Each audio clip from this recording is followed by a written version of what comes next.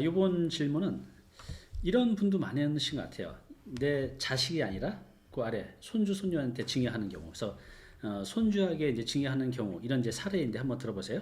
제가 성수동에 작은 건물을 하나 갖고 있는데 그 건물을 이번에 태어난 손주에게 증여하고 싶습니다. 미성년자잖아요. 그래서 이렇게 아기라서 증여를 하게 되면 증여세가 많이 나오는지요. 그러니까 이게 내 자식이 아닌 손주한테 증여를 할 때는 좀 달라질 것 같아요. 어떻게 되나요, 이럴 때는?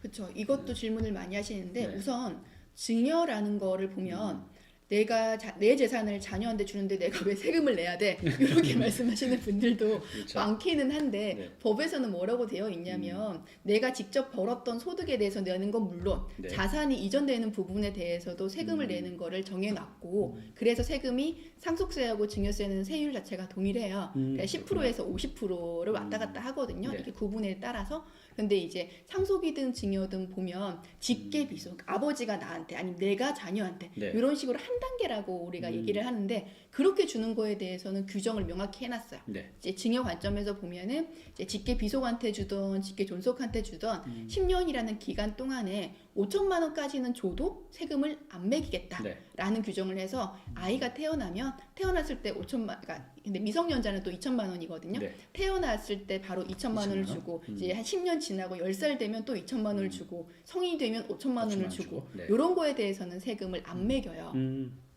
아예 바로 직계 비속이기 때문에. 네. 그런데 이제 할아버지 할머니가 손주가 너무 예뻐가지고 재산을 주고 싶을 수 있잖아요. 네. 근데 나의 원래 상속인은 자녀인데 얘를 제끼고 바로 주게 되면 어떤 문제가 생기냐면 네. 세무서 입장에서는 원래 이 부모님이 자녀한테 줄 때 상속세든 증여세를 한번 받고 그쵸. 자녀가 또 그 밑에 자녀한테 줄 때 또 받아야 상속세나 증여세를 또 받는데 못 받는 중간에 제끼고 바로 주면 세금을 못 받잖아요. 네. 그래서 이런 걸 싫어해요.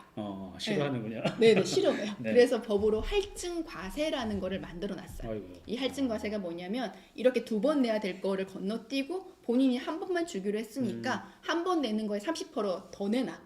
30%씩 나요? 예, 그러니까 30% 할증이라서 1.3을 이제 내게 되는 거죠. 근데 저는 이제 부동산이 많으시거나 네. 이제 할아버지가 자녀한테 재산을 줄 건데 자녀분들이 할아버지보다 자산이 더 많은 경우들도 가끔 있더라고요. 그래요? 받을 필요가 없는 거죠. 네. 그럴 때는 손주한테 바로 가는 게 사실상 세금도 적게 내고 유리할 수 있기 때문에 그런 거 컨설팅할 때는 할증한다고 하더라도 할아버지가 손주한테 주는 게 그럴 수도 더 있겠네요. 나을 수도 있다. 특히나 이제 부동산 같은 경우는 시세 가치가 굉장히 나중에 많이 오를 거를 대비한다면 네. 할증을 해도 괜찮다라는 말씀을 드리는데 이때는 30%를 말씀을 드렸고 이 재산이 20억을 초과하면 또 네. 미성년자면 40%를 할증을 하기는 해야 돼요. 그래요? 예, 그래도 두 번 하면 200% 내야 될 거를 130%, 그러네. 140% 내면 되기 때문에 이런 거를 활용을 하시는 분들도 많다. 이 말씀을 드리고 싶고 하나 더 말씀드릴 게 네. 10년 동안에 5천만 원이라고 얘기했더니 어떤 고객분이 그러면 내가 나의 아이한테 5천만 원 주고 우리 남편이 5천만 원 주고 할아버지 할머니가 5천만 원씩 주고 왜 할아버지 왜 할머니가 5천만 원씩 주면 이 자녀 갓 태어난 손자 입장에서 보면 갓 태어난 미성년자지만 만약에 성인이라고 한다면 네. 2억이네요. 그 여섯 명이 5천만 원이라고 만약에 하면 3억을 한 번에 받을 수가 있잖아요. 너무 좋다. 네. 이런 이제 창의적인 아이디어를 말씀을 하신 분이 있는데 안 되나요? 법으로는 안 돼요. 한 명만 다 합쳐서. 합쳐서. 합쳐서.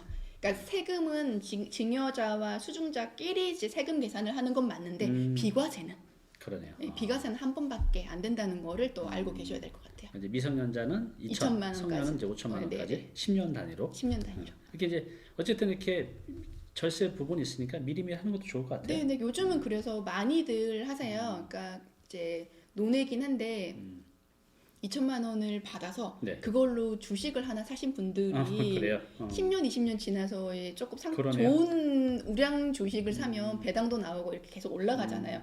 이거를 인정할 수 있는지 없는지에 대한 이슈도 있었어요. 그래요. 근데 어떻게 되는 거죠? 그러니까 만약에 2천만 원을 증여하고 하나의 계좌에다가 그것만 상태로 그냥 20년이 지났다면 그거에 대해서는 인정이 되는데 그래요. 만약 이거를 부모님이 아이의 계좌를 터서 2천만 원을 가지고 막 여러 군데로 사고 팔고 해서 주식을 이렇게 해서 성인이 됐을 때 재산이 이만큼 불어났다. 그 인정 안 그거에 돼요? 그거는 실제 운영을 차명으로 그래요. 예, 부모님이 자녀 입장에서 한 거지만 그게 아니라 사실 2천만 원 받아서 하나에만 넣고 잠겨 놓는 거죠. 그러면 그거에 대해서는 그냥 순수하게 증여했다 이렇게 보더라고요. 그리고 10년이라는 기간 동안 2천만 원 넣은 게 우량주 같은 게 뭐 2억이 그쵸. 될 수도 있잖아요. 맞아요. 괜찮네요. 많이들 하시기 때문에 뭐 크게 부담 없이 저는 주위의 분들이나 친구들한테도 이렇게 얘기를 하거든요. 네. 2천만 원 뭐 크다면 클 수도 있고 네. 적으면 적은 금액이기는 한데 그 정도 금액은 넣어가지고 얘가 나중에 뭔가를 할 때 활용할 수 있으면 좋으니까 미리 해놓으라고도 말씀을 드려요. 네, 알겠습니다.